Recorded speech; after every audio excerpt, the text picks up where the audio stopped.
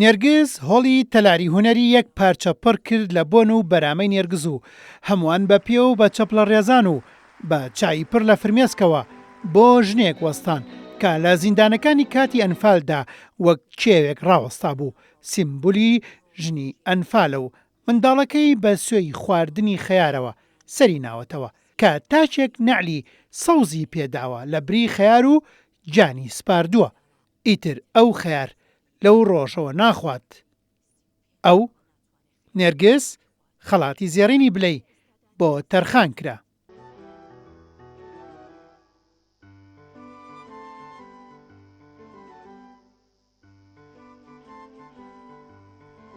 منەوە نەگیریان سەرم وەختەوتە ئەگەر خۆی هەست وەختێکیش کە ئەو یادەوەریە بکەوێتە بیرید زۆر زەحمەتە خۆی ئێمە ئەیگەڕێنینەوە ئەلێن یعنی یادەوەریەکەی خۆمان زۆر بە زەحمەت کێشامانە لەو سجنە ئێمە 6 مانگ سجن منە زۆر یعنی زەحمەت بکشتی منال هوردەوردە لەگەڵمانە بوو هەمووی وە برسێتی هەمووی ئەمرد هەموو لە برسیا مرد.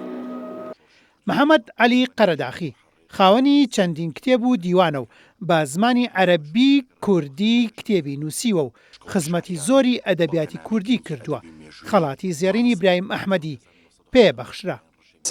بەسەرکردنەوەی کەسانی ڕووناکبیر و کەسانی خاوەن هیممەت و خاوەن قەڵەم و خاوەن فکر کارێکی زۆر گەورەیە بۆ ئەوەی هاندەرێکی گەورەی بێ بۆ هەموو ئەو کەسانێکی کە لە ناو کۆمەلگان بۆی زیاتر هەوڵدەن زیاتر هەن بدرێن.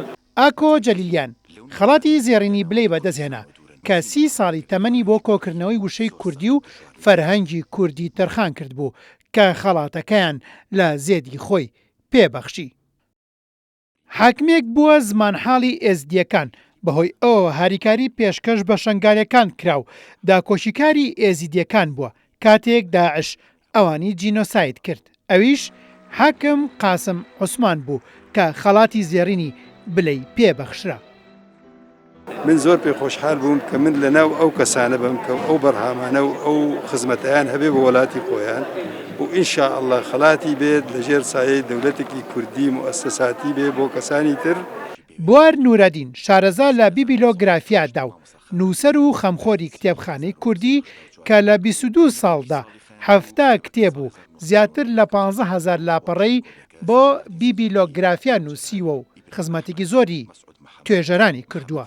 یەکێکی تر بوو لەوانەی کە خەڵاتی بلەی پێبەخشرا.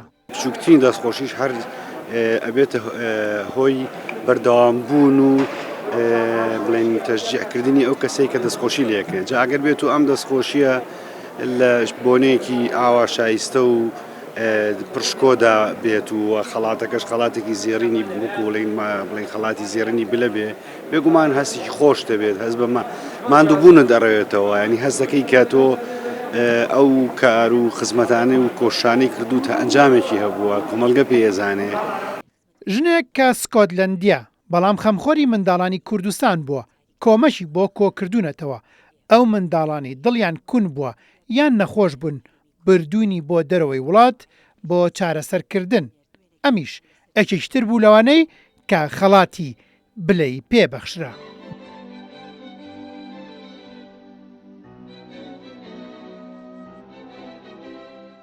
دکتۆر ئیسماعیل قەمەندار کە توێژینەوەی لەسەر دیالێکتی زمانی کوردی فەیلی کردووە خزمەتێکی زۆری بە شێوەزارەکانی کوردی کردووە. یەکێکتر بوو لەو کەسانەی کە خەڵاتی ئیبراهیم ئەحمەد فاوندەیشنی بۆ تەرخان کرا. شانازیە بۆ من خەڵاتێک دەکرێم کە بەناوی بەڕێز مامۆستای ڕۆشنبیری گەورە ئیبراهیم ئەحمەدەوەیە. سوپاس بۆ ئەو خەڵاتە، سوپاس بۆ ڕێکخراوی ئیبراهیم ئەحمەد. ئان کلوت ئەو خانمەی وتبووی ئەگەر لەسەر چەکی شیمیایی ڕژێمی بەعز نەڕوخێت دەبێت لەسەر ئەو ماڵوێرانەی کە بەسەر کوردی داهێنا پێویستە حزی بەعز بڕوخێنرێت. هەر بۆیە بە شایستە زانرا تاکو خەڵاتی بلەی پێبەخشن. کەسێکی تر کە خەڵاتی بلەی پێبەخشرا کوردستانی بوونی لەلا باشتر بووە وەک لەوەی بربژێری ئێستانبول یان ئەنقەرە بێت. ئەو ڕۆژنامەنووس و نووسەر بوو لە بوارەکانی سیاسەتیشدا جێگەردەستی دیار بووە.